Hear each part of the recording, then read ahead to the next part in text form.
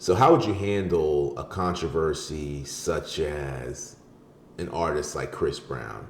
Let's say you're 17 years old, you get in a situation, and it goes, you get in a situation with your partner.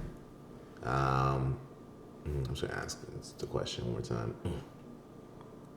So how would you go about if you were a major? Damn, I don't know how to ask this. I'm trying to say it must be see. Being a major artist. Imagine being a major artist, right? And you end up enduring a great amount of controversy.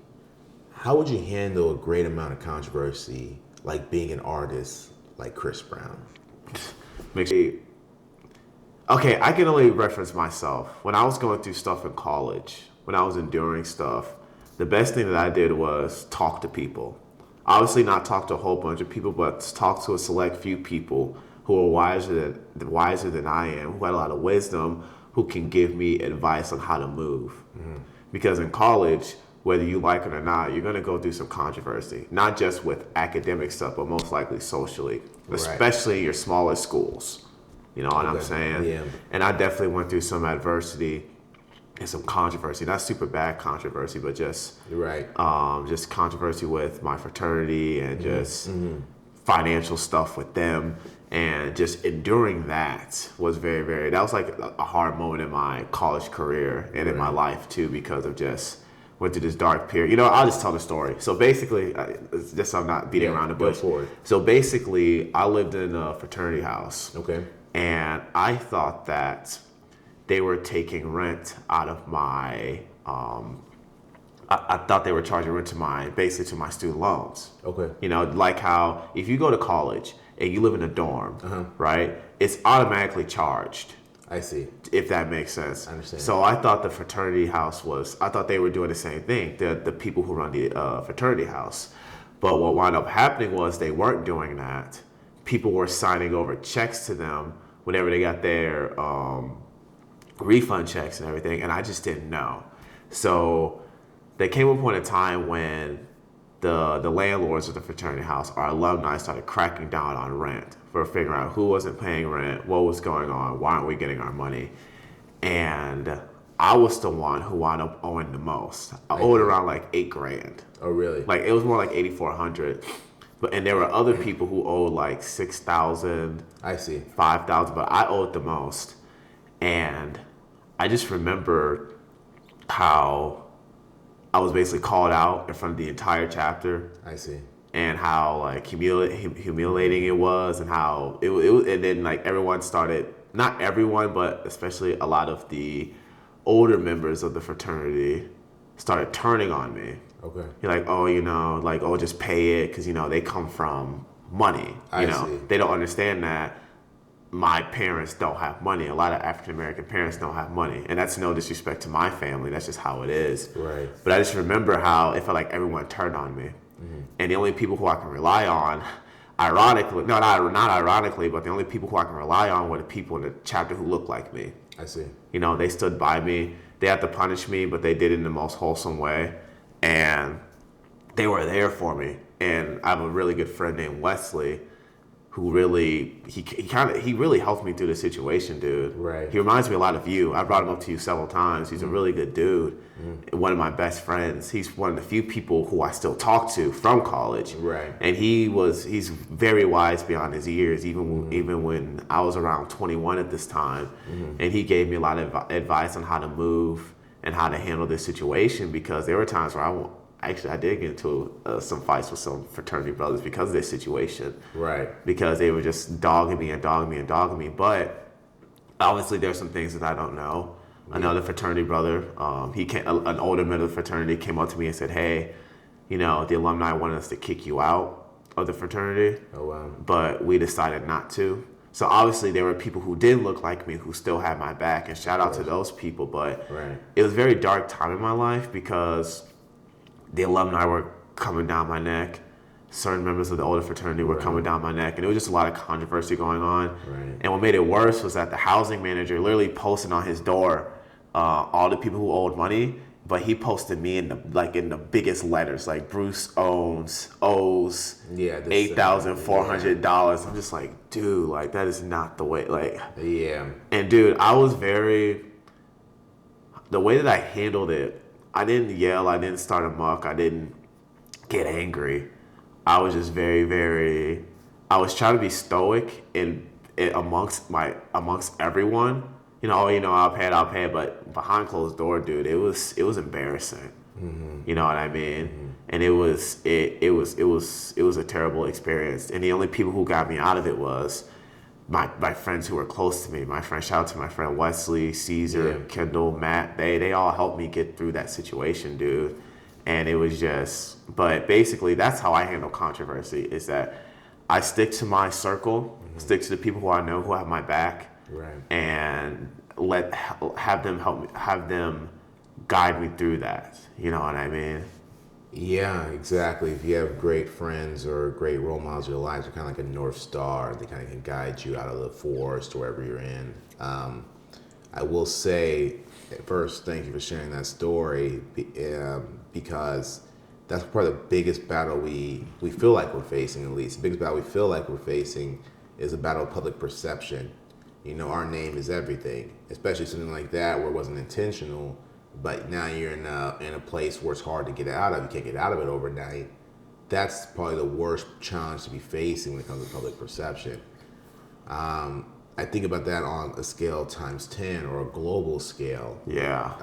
I couldn't imagine how that would feel to have what feels like the whole world either mocking you or the whole world against you. We're social creatures. We're pack animals in the sense that we need.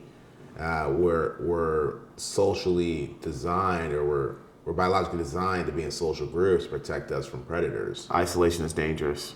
So that's true. And so, with that, we do feel discomfort when we are isolated. We feel discomfort when we're ostracized, and being ostracized is a true concern for a lot of people without them knowing, the name of it or knowing what it is exactly.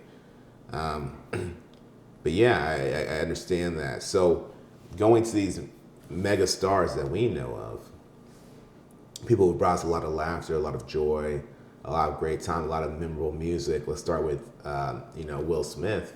We use him quite a lot here because he was my idol. I actually saw him a month before. I saw him at the same stage he was on for the Oscars. I saw him a month before that for his book signing with Ava DuVernay.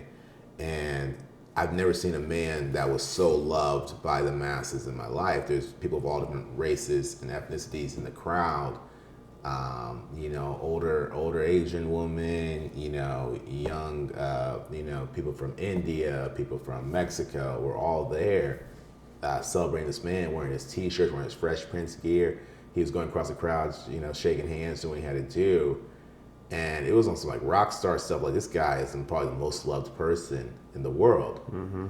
He'll go back to that. That's who he is. You don't get what you want in life, you get what you are. And that's who he really is. There's no one better at weathering this up until that one point that he had. That 15 seconds. That 15 seconds where, he handled business. Either two black men. I want to emphasize that, so no one else really needs to weigh in on it, unless you have that demographics between them. And he goes up there and he does he takes care of business the way he sees fit at the time. It comes back on him. I'm gonna repeat the story. We all know what it is, but since that moment, the whole public that was chanting for him and cheering for him, it looks like they all have, to him, it could feel like they all have turned against him. And so his strength became his weakness, and that was his grasp he had on the public.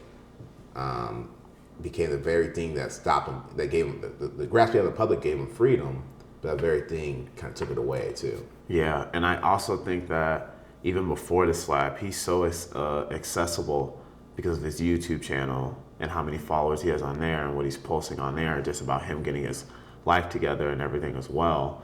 Because I feel like the only way you get that big is if you are accessible to the public. It's true. You know what I mean? Denzel, he's big, but he's not accessible to the public. Exactly. He has charisma, don't get me wrong, absolutely, but he's not out there He's not on YouTube. He's not. He's Right. he's an old head. He's an old school African American Yeah, exactly. man. Old head. Exactly. Move way differently than Will Smith, I think he's got like 20 years on us, 20 maybe like 22 years on us. A whole different. He's part of our parents' generation. Yeah. Will Smith's about 25 years older than us. Yeah, so he's basically our parents' generation. Just a Yeah. whole different demographic, even compared to him and Denzel. Yeah, he's But the same year as my mom and my dad. Yeah. and I would say that he is the most famous black actor in the world, the most well known. He's the most famous actor in the world. In general. In general. Trust me. There's no question about it. I spoke to people in several different countries, and if they know one thing, if they don't know English at all, one thing they do know is Will Smith's name.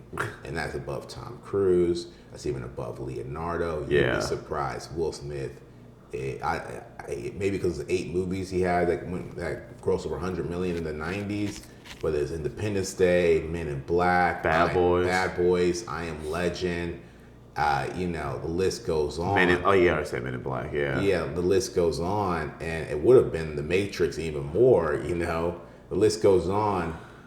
And you can even go to the animated films he did. He just was such a big personality. Or Fresh Prince alone, it put him in a place where he was just so globally recognized, and still is, and it was his strength, and now it could be perceived as a weakness. He'll be fine. Yeah, and he was almost Django, but he saw Django as a love story and not a revenge story.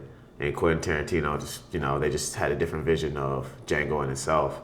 Right. Because the type of characters that Will plays is that he's always the hero. Absolutely. And I know you said that this slap you might see him change his marketing, and I don't see that. I see him always still being the hero because that's what people love him for. I see that. A lot of cultures, I feel like in American culture, we love villains. Yeah. Kids, we have iconic villains like Joker, villains from many different movies, but across the world, people love heroes. Oh, really? Yes. And since like you said, Will Smith has a global appeal. Yeah, he's definitely going to stick to playing the hero of the story because that's his market. That's who he is. That's who he is. Yeah. You don't get what you want in life, you get what you are, and and that's where this conversation gets really tricky. This exact conversation. You have someone like Tory Lanez, who's now are going to be incarcerated soon, and I don't know much about him, but from what people are saying, he had a chip on his shoulder. He had a personality of he had something to prove. You have Chris Brown, for the most part, as far as it came to the music and dancing, it seems like a lot of people are cool with him. It seems like a lot of people are still cool with him. So I don't know who he is in that nature. He did say his parents were abusive. He said his parents had domestic violence. For sure. When he was growing up, he would hear it all the time when he was there. And so you get stuff like that going on, and then he grows up and he gets in a situation with his lady at the time, and then it stamps the rest of his career. And it's not to underplay how far it went, but it's not to underplay how far it went at all.